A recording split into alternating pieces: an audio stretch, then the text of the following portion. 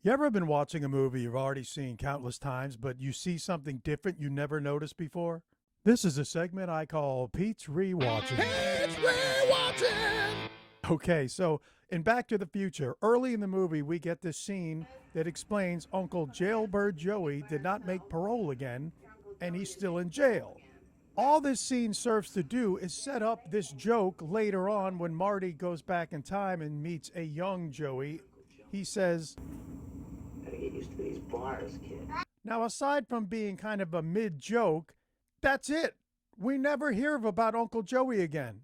Now, in a movie as near perfect as Back to the Future is, where every little thing has a setup and a payoff, why doesn't this come back at the end of the movie in the alternate timeline that Marty created where everything works out well for the McFly family? Why don't we see Uncle Joey come by and say, hey, everybody? And Marty's like, hey, I thought you were in jail. And he'd be like, I've never been in jail in my life. Because we know Marty's actions in the past had a trickle down effect, and even Brother Dave isn't working at McDonald's anymore. He's got this nice corporate job. What the hell happened to Uncle Joey? It's kind of a plot thread that's left dangling there. If you agree, put justice for Uncle Joey in the comments. Number two. I was watching First Blood recently, and it never made any sense to me what the sheriff's problem is with John Rambo or why these local cops are treating him that way at the beginning of the movie. Now, the sheriff, expertly played by the late great Brian Dennehy, keeps making references to the way John Rambo looks, as if he were this disheveled bum, when he's not. Stallone is clean shaven, and he's got this medium length feathered blow dried hair like any other Italian guy in 1982.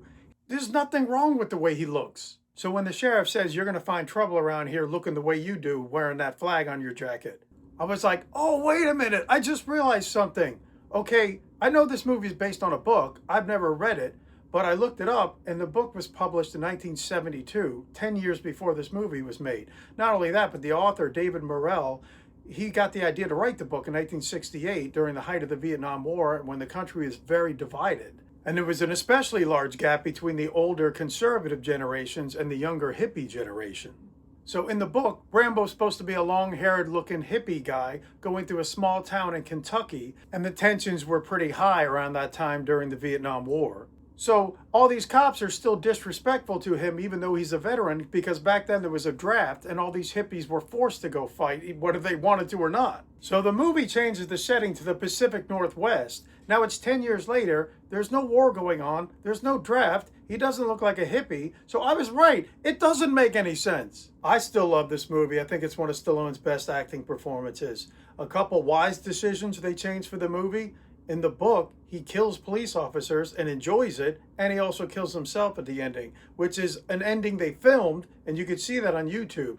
But thank God they didn't use it, so the franchise could go on, and he would literally become a cartoon character. But that's another video. So what do you guys think? Let me know in the comments. Did anybody feel the same way I did? Like the cops' animosity toward him was not warranted?